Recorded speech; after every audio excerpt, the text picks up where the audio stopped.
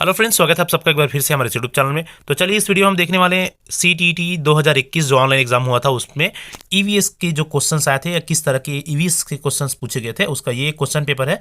बहुत सारे अलग अलग शिफ्ट में जो पेपर हुए थे उसमें से एक शिफ्ट का ये वीडियो। सारे क्वेश्चंस डेफिनेटली आपके आने वाले सीटीईटी एग्जाम्स के लिए बहुत ज़्यादा इंपॉर्टेंट होने वाला है। वीडियो पूरा देख लीजिए और समझ लीजिए कि ईवीएस के कैसे क्वेश्चंस लास्ट ईयर आए थे।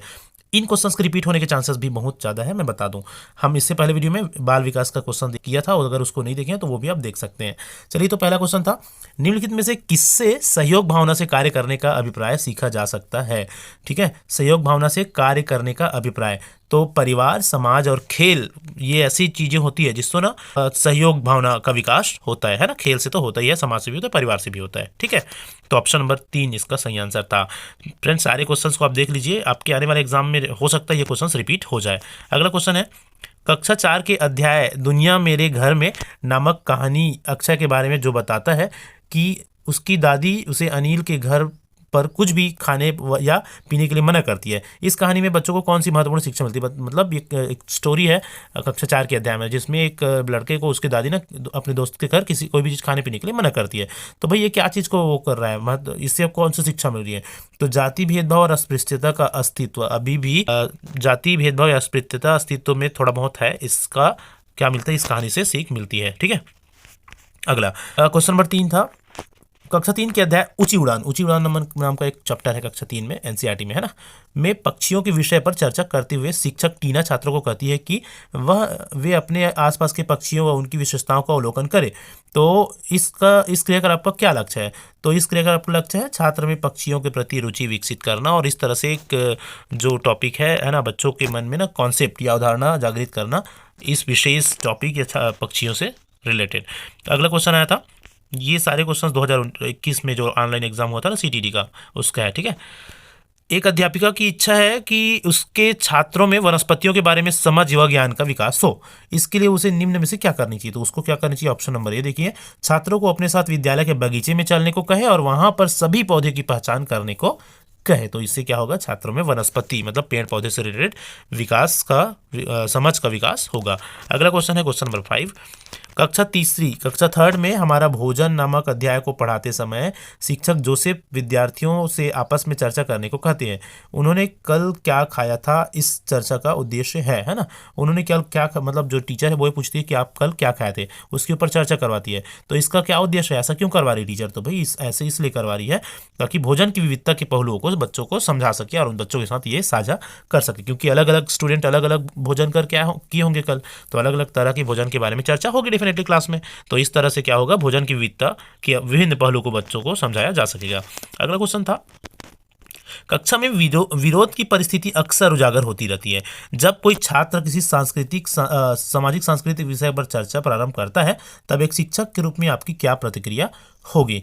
तो हाँ, तो इसका सही आंसर हो जाएगा ऑप्शन नंबर 2 है ना। भाई देखो, सामाजिक सांस्कृतिक विषय में चर्चा प्रारंभ हो रही है तो बच्चों से मम्मी पापा से पूछ के आना, ऐसा तो नहीं बोलेंगे है ना। तो ऑप्शन 1 गलत।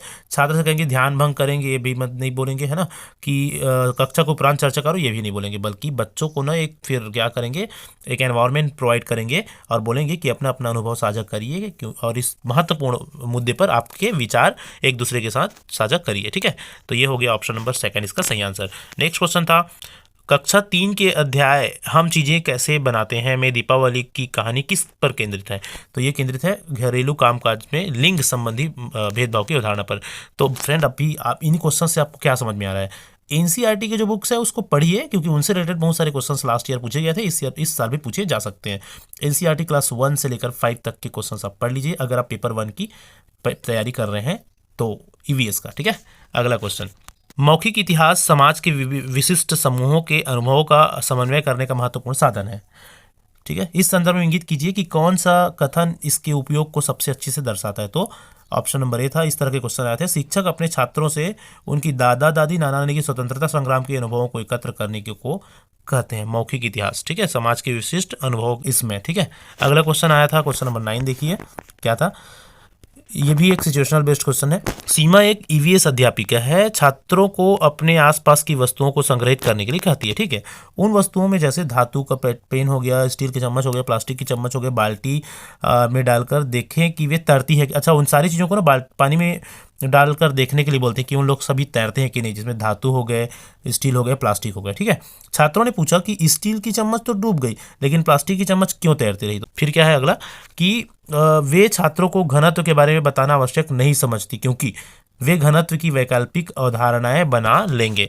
ठीक है, तो इस तरह के क्वेश्चन आए थे सिचुएशनल बेस्ड, थोड़ा सा साइंस से रिलेटेड, और इसका आंसर क्या होता है ऑप्शन नंबर 2 कि वे घनत्व की वैकल्पिक अवधारणा बना लेंगे। इस कारण से जो टीचर है वो छात्रों को घनत्व के बारे में बताना आवश्यक नहीं समझी।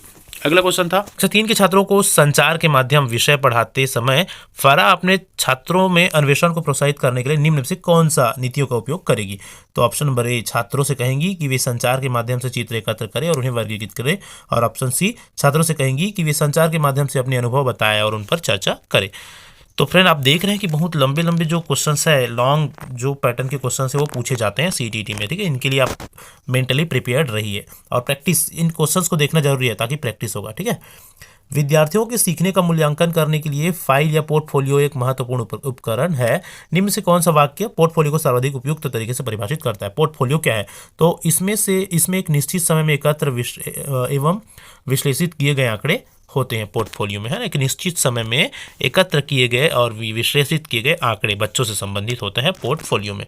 पोर्टफोलियो याद रखिएगा, एग्जाम में आते रहता है। ठीक है, अगला क्वेश्चन था चेराओ नृत्य में व्यक्ति बांस की डंडियों को पकड़कर युग्मों में एक दूसरे के आमने सामने जमीन पर बैठते हैं, है ना। ये चेराओ एक नृत्य में जैसे ही ढोल बजता है बांस को जमीन पर पीटा जाता है। नर्तक बांस की डंडियों के अंदर और बाहर पैर रखते हैं और ताल पर नाचते हैं। निम्नलिखित में से कहाँ पर, अच्छा सीधी सीधी बात ये पूछा गया चेराओ नृत्य कहाँ होता है, तो भाई ये होता है मिजोरम में। ठीक है, कहाँ होता है, मिजोरम में चेराओ नृत्य।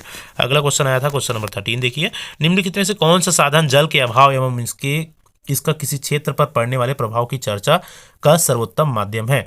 जल के अभाव, है ना, और इससे पड़ने वाली प्रभाव, तो ये समाचार पत्र की रिपोर्ट्स जो होती है वो सबसे अच्छा और सर्वोत्तम माध्यम है इसके ऊपर चर्चा करने का। अगला क्वेश्चन था कक्षा 4 5वां अध्याय, देख लो चैप्टर से क्वेश्चंस बन रहे हैं भाई, है ना। तो एनसीईआरटी बुक पढ़ लीजिए 1 से 5 तक। कक्षा 4 5वां अध्याय अनीता एवं मधुमक्खियों में अनीता खुशवाहा नाम की एक लड़की की सच्ची कहानी है जिसमें उसका वर्णन एक बालिका सितारा के रूप में उजागर किया गया है।